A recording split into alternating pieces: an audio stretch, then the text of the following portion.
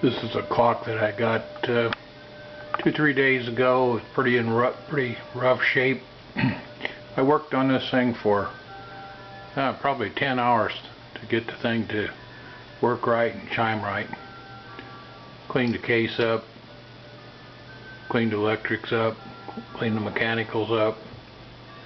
Works pretty nice now. It's an old 422 made about 1951 by General Electric. It's actually a Revere innards in it.